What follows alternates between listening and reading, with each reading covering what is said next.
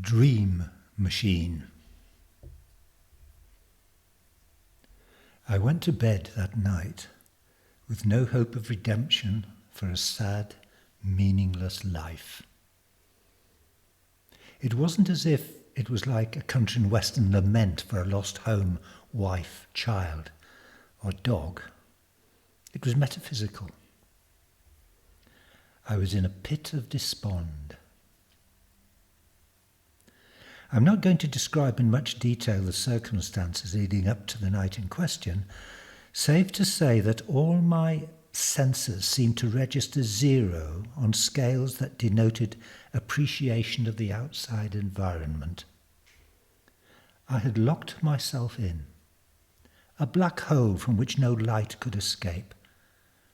I was finally alone, having walked a path where once I'd been carried along by a crowd of jostling, animated, warm, communicative humanity, only to find over time the throng dwindling, falling away, until, when I looked over my shoulder, no one else was there.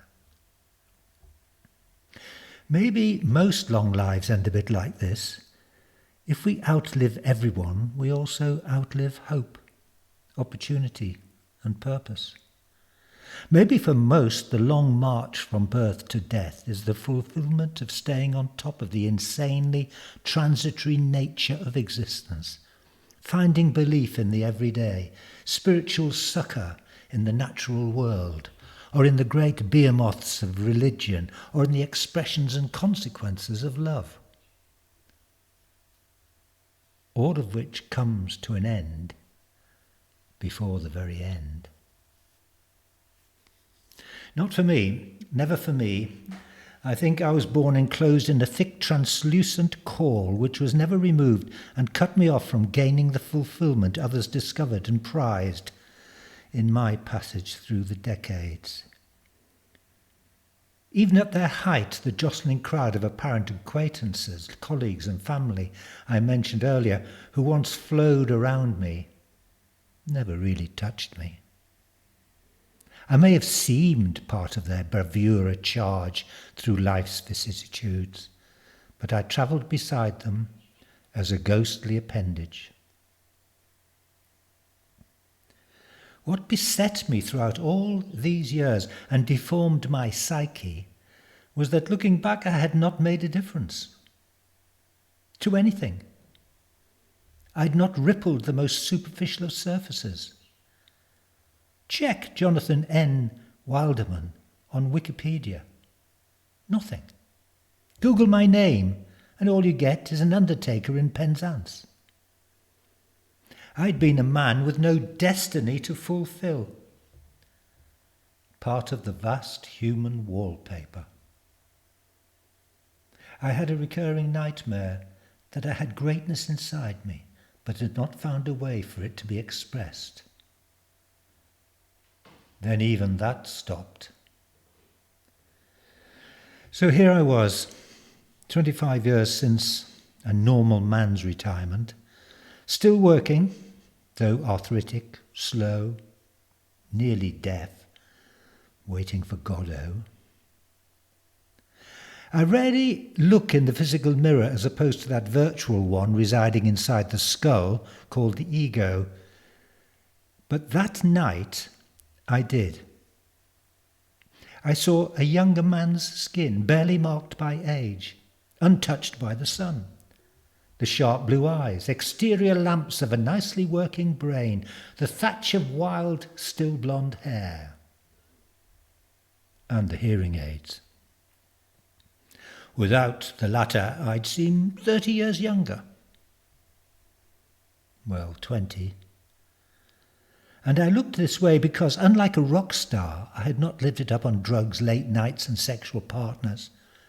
Nor had I the telltale lines of a stressed bank manager, or an all-weather bin man, or a theatre surgeon balancing lives daily in his palms. No one could guess, looking at this face, how this man had kept body and soul together in comparative ease throughout his 90 years. No, They would not guess I'd hardly strayed from bed between 9 and 5 when most of the rest of the world was gainfully employed, and often far longer than that. Anonymous J. N. Wilderman, mathematician and mover of capital, massaging the markets, companies to commodities to cryptocurrencies, fine margins, big bets, playing the percentages. And because I looked myself in the mirror now and again with the eye of jarring truth, I could not bring myself to create a false accounting, to buy a legacy, resulting in a paragraph in Wikipedia, a photo and a few lines on a TV morning show by a cynical act of philanthropy such as a bequest to a museum or university, or setting up a dog charity, or any other so-called act of altruistic kindness. No, it seemed to me that fateful night, like it had during many of the preceding nights, that if this was to be my last, then there would be little evidence to show I'd actually been alive. I shut down the laptop at around 7. The retirement home staff brought me salad and soup. I ate and considered what to do for the hours before sleep. I mentioned being a little deaf. I'd recently bought online some new aids that were state-of-the-art, multidimensional, multi-purpose soundscapes, AI-driven masterpieces of quantum engineering. Well, so it said in the media ads and on the box. You could hear the world down to the tiniest sound vibration, or switch to auditory inputs according to your desire. Music, news, podcasts, and they fitted snugly deep in the ear, whispering sweet nothings to you. I had unpacked them and set them on charge the previous night and then forgotten about them. They sat in a fancy charging box that showed, with 5 blue lights, that they were ready to insert. I opened the instructions. Tapping on the right one controlled volume. Tapping on the left changed functions. Exterior to interior. From hearing aid to sound system. A finger ring with buttons controlled the left's vast realm of auditory entertainment. I explored its potential during the evening. I heard a couple of podcasts on economic reform in China, listened to news headlines, played some Led Zeppelin, and then prepared the devices for sleep. My sleep had been erratic for years. One of the benefits touted by the makers was perfect binaural harmonies to heal the body whilst ensuring the deepest sleep. I set up an 8-hour program, did my nightly cleanse, and settled down. Sure enough, I woke 4 unbroken hours later for a pee. My longest stretch for months. I settled back down, feeling too awake to doze off. Playing with a finger ring brought me via various rejected possibilities to lucid dreaming. I switched from one possible program to another and was stopped on a track when a voice murmured, "Other worlds, other dimensions." Immediately, a curious, slow roller coaster of repeated notes stilled further button pressing. I lay back. There was a drifting away, darkness. Suddenly it cleared and I was in what seemed to be a lucid dream. I mean that I was able to be autonomous in it, be alive in it, decide what to do and say in it. And it felt real. I was the centre of a grand celebration. I was bow-tied and tailed, standing on a stage. Hundreds were seated at tables with champagne. The speaker for the Nobel Prize Committee was just finishing his speech. Professor J.N. Wildermann, it is an honour and a privilege for me to convey to you, on behalf of the Royal Swedish Academy of Economic Sciences, our warmest congratulations.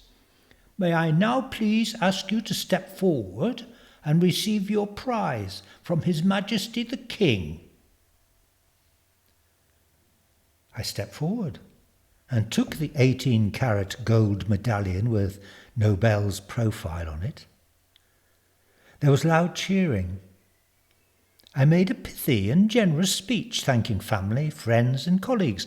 I could see my face on the monitors all around me, balding, white, craggy, but still resolute and, dare I say it, handsome.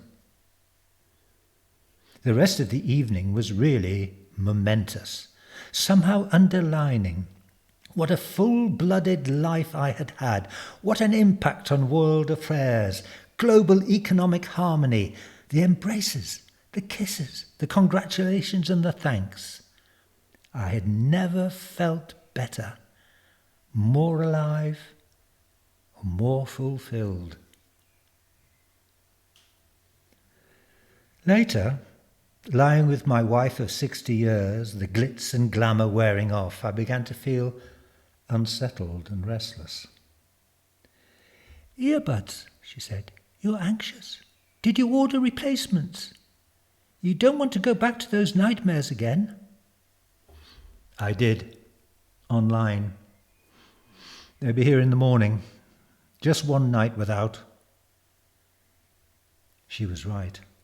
All my life I had had a recurring dream about being an isolate, a nobody, purposeless. It had invaded my daytime thoughts, undermined my confidence, and tainted my success. Everything changed when my wife came across a surprising medical innovation. What had become known as binaural beats promised an end to insomnia and nightmares. She bought me special earbuds to deliver it. They had had an instantaneous effect. It was as though they sealed off that dark dream world with the other miserable me in it.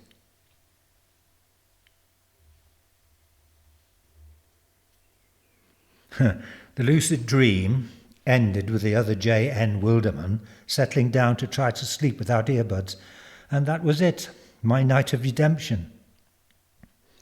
When I woke up in my well-appointed retirement rooms, I remembered everything. The professor, me, the Nobel Prize, the warmth of human contact, the worldwide acclaim, the life. The beauty and power of it was shattering. I wiped my eyes and opened the laptop and started to check the markets.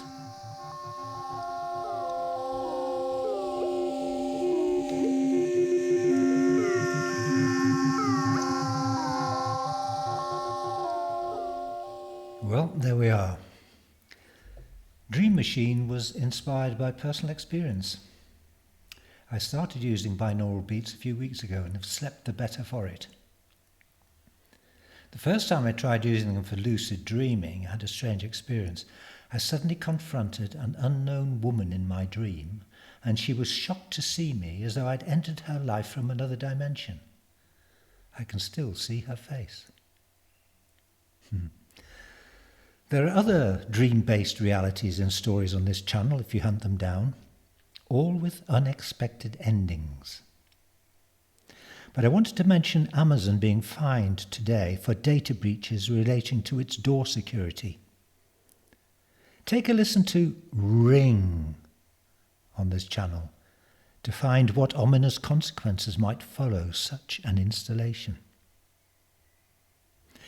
In the meantime, please subscribe to the channel, and you could also read my work on www.jacksanger.com. There you'll find books, plays, short stories and poetry, which you can download for free or make a donation if you prefer. So there we have it. I'll be back soon with another story with a twist. Hope to see you then. Bye bye. Go in peace.